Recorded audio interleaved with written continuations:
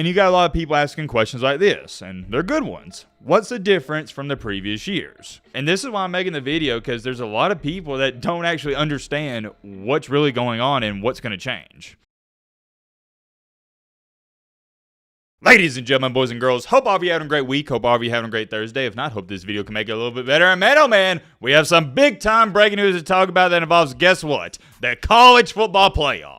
The playoff has officially changed. We got a lot to talk about there, and I know some of you are confused. You're going, wait a minute, Matt. Oh, what's going on? We're supposed to be doing documentaries. This is a documentary. This is a news video, and you're right. You know what that means? It should go to prove how important this situation is, or I think it is, because we're straying away from the content we're supposed to be working on. If that doesn't tell you why you should watch this video, I don't know what will, and I gotta say it while I'm thinking about it. I miss getting up here and making not just the daily uploads, but double and triple uploads all throughout the season. It's just, you know, in the off season, there's not much to talk about, and I'm not gonna force content. That's silly. But I'm telling you, before you know it, the MBG Sweatshop is gonna be in full effect. You're gonna look up, there's gonna be 2 to 3 videos uploaded per day. Be on the lookout. Also, real quick before we get into this, shout out to OTF La Elmo. Hope I'm saying that correctly. He said, Matt, it's my birthday. Happy birthday, my brother. Hope you had a good one, man. Now, getting that out the way, let's jump straight into this. So for those of you that don't know, last year was the first ever 12-team playoff. Was it kind of controversial? Yeah, but it's always going to be controversial. The one thing that was really bad about it, and it's the main reason we're making this video, and everyone's like, yeah, we got to resolve this. We got to fix it ASAP. Was the seeding. It was terrible. It was atrocious. Here's how the seeding went. The top 4 highest ranked conference champions, no matter their record, no matter what, no matter where they were ranked in the actual CFP rankings, they got an automatic bye, but not only that, a top 4 seed. I can understand why they thought maybe that would have been a good idea, but as we saw, it was terrible because you had Boise State and Arizona State, with all due respect, getting a top 4 seed, both of them, and first round buys. You don't need that for the game. It's not right. And I'm not going to sit up here for 10 minutes and explain to you why it's not right, because you know it's not right. Arizona State and Boise State were one of the worst 2 teams in this playoff, yet they're getting a top 4 seed. What more do I need to tell you? So you had the 5 automatic bids. Oh yeah, Clemson, they got the final spot at number 12, and the funny thing about that is they weren't even a top 12 team, but they still got in. Then after that, you had your 7 at-large spots, where the committee could put, in their eyes, the best remaining 7 teams. Well, a few hours ago, here's what ESPN tweeted out. Breaking: the 12-team college football playoff will move to a straight seeding model this fall, rewarding the selection committee's top 4 teams with the top 4 seeds and a first-round bye, sources told CFP. Well, that's just Heather. I don't know why I was going to read out her ad. It's Heather Dinich, the college football analyst. And you got a lot of people asking questions like this, and they're good ones. What's the difference from the previous years? Another one, and I'm just scrolling through, just randomly picking them out. Somebody explain this for me. I'm kind of slow. Fortunately enough for you, little whatever that name is, your boy Matt is going to explain it all. Here's something that's funny. I just saw this comment. Should have been like this from the jump. We don't want to see Boise State in the playoffs, bro.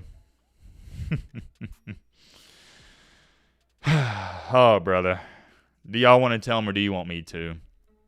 This doesn't change anything. If we had this new format last year, Boise State is still getting in. And this is why I'm making the video, because there's a lot of people that don't actually understand what's really going on and what's going to change. I hate to be the bearer of bad news, pal, but Boise State would have still made the playoff. The only difference is they wouldn't have got that top 4 seed in the automatic bye. For example, you see how Oregon, they were the 1 seed. They got the 1 to the right of their name and the 1 to the left of their name. Georgia was the 2 seed. They got the 2 to the right of their name and 2 to the left of their name. But at number 3 on the left, you got Boise State, and to the right of their logo, a number 9 beside them. That's their actual ranking.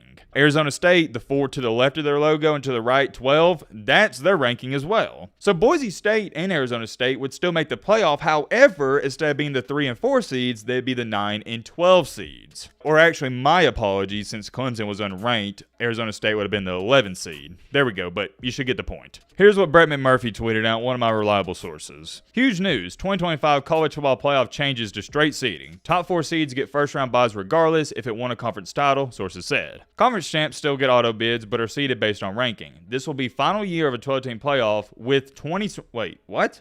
With 20... Oh, okay, my apologies. We're just going to keep that in the video. With 2026 playoff expanding to 14 or 16 teams, sources said. If straight seeding was in place last year, the biggest difference is Texas and Penn State would have received first-round byes. Boise State drops from number 3 to number 9 seed. Arizona State from, like I told you, number 4 to number 11. If straight seeding was in place last year, this is how college football playoff bracket would look. I showed you the other one, but I'll show you his as well. I hate to play the what-if game because we're talking about something that happened last year, but we got to do it just for the sake of this video, don't we? If I'm an Oregon fan, which I am not, I mean, there's no reason any of you should think I'm an Oregon fan.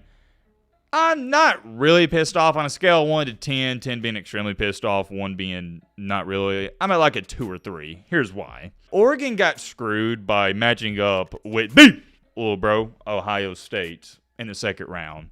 Oregon, I'm pretty sure they had the toughest path out of anybody to the national championship. Why is that messed up? Because, let me remind you, ladies and gentlemen, boys and girls, they didn't lose a game. They were the number 1 seed. Why does the number 1 seed have the hardest path to the playoff? And, I'm sitting up here talking about it, but the good thing is we've changed it so that it no longer happens. And I think a main reason this did happen is because of Oregon's playoff run. I remember previewing the 12-team college football playoff bracket thinking, golly, look at Oregon's bracket. Look at who they got to play through just to get to the championship. Matching up with the most talented team in the nation, I'm referring to Ohio State in the second round, that's terrible. If we had this new format implemented, guess who Oregon would have played? The winner of Boise State and Indiana. And if you're an Oregon fan watching this video, you're going, oh yeah, that's more like it. And I agree. Then once you stomp Indiana, which would have happened, you play the winner of Penn State and Notre Dame, you probably win that one easily. And then let's just say, hypothetically speaking for a sake of this video, Ohio State, who I think was better than Texas, they beat Texas, beat the winner of Georgia, Tennessee, who would have been Georgia. Oregon really isn't playing that great of a football team until the national championship where they would have matched up with Little Bro State. And they probably would have lost.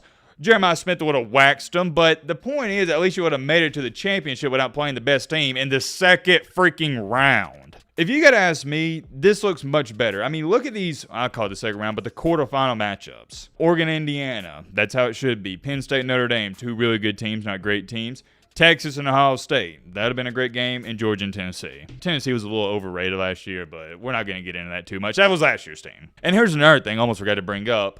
Last year, the top 4 seeds all lost their first game. Yes, that's right. You heard me correctly. The number 1 seed, Oregon, they lost their first game. Arizona State. I almost said Arizona State. The Devils.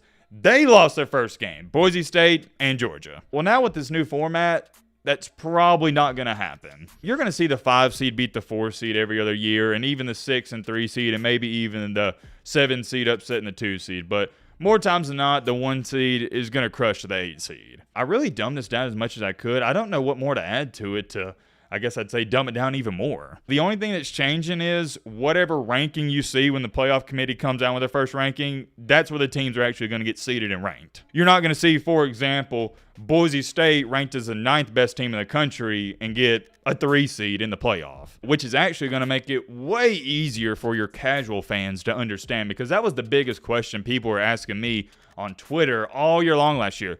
Matt, how is Boise State barely in the top 10, but they're going to get a top 4 seed, and same thing for Arizona State? I think it's great. I don't have much more to add to this. Let's check out some of the comments before we end out this video, because I'm sure people are throwing a crazy storm on Twitter like they always are. If you got Twitter, you know how it is. People just love to complain on that app. Oh, this got over 100 likes. Just cancel conference championship games next. I know it's kind of off topic, but I will address that. It low-key is sad how conference championship games are devalued.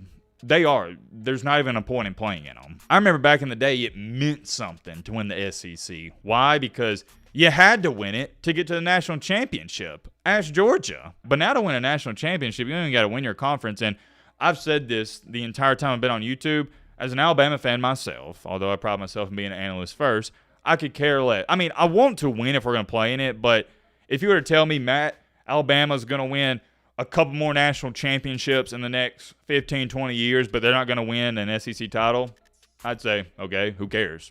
I care about national championships. I know it's different for different schools because you got, different standards, but it's the same thing for Ohio State. I know we got a couple Ohio State fans watching this video. You're going to nod your head when I say this. Do you really care that you missed out on the Big Ten championship last year? No, you don't care. Why? Because your goal is to win the national championship.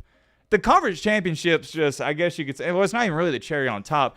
it's just a stepping stone. It's not that big of a deal. And since we're talking about Little Bro State, even the game itself, Michigan versus Little Bro State, that has lost its value because now it has been proven you don't even got to win that game and you can win a national championship. And that's why I don't want to piss off Ohio State fans too much, but to me, their most recent championship, it's kind of like the Mickey Mouse ring that LeBron had in 2020. It's so weird and it's so hard for me to comprehend. You couldn't even beat Big Bro. And Michigan was average at best last year, and you won a national championship. Granted, I've said this since the playoff run has begun, they had the hardest path. Like, they were playing the best teams. They were on fire, and there's no question about it. Ohio State was the best team in the nation last year. I don't even think it's close. However, it's a Mickey Mouse national championship. Like, to me, there's an asterisk next to it. You won it. I'm giving you credit. It just, you know what I'm saying. It don't feel like a real one, if that makes sense. You didn't go undefeated. You didn't lose one heartbreaker. No, you lost 2 games in a regular season. I know I'm digging myself a hole. I'm trying to explain it. For example, the championship Michigan won 2 years ago, oh yeah. There's no denying it. They earned that. That felt like a real run. They won every single game. Getting a little sidetracked. This comment's got 340 likes. 2 or 3 loss Bama, about to be ahead of an undefeated Big 12 or ACC team. Hey, I'm glad we're all catching along. You already know this when the season rolls around. Bama's going to get some bias, man, and who knows? Bama might sneak into a playoff next year if they win 7 or 8 games. That's a legit possibility. There's Bama bias in that committee room, and I know it and you know it. It's for good reason because they're going to sell tickets. They're going to get people to watch the games. Why? Because people love to hate watch Alabama. Nobody likes to hate watch SMU. Nobody likes to hate watch Indiana. No, get out of here. There's many more comments I can read. I'm going to end it off here. I want to make this a short, simple, and sweet video. I'm curious. Let me know your thoughts on all this down below. But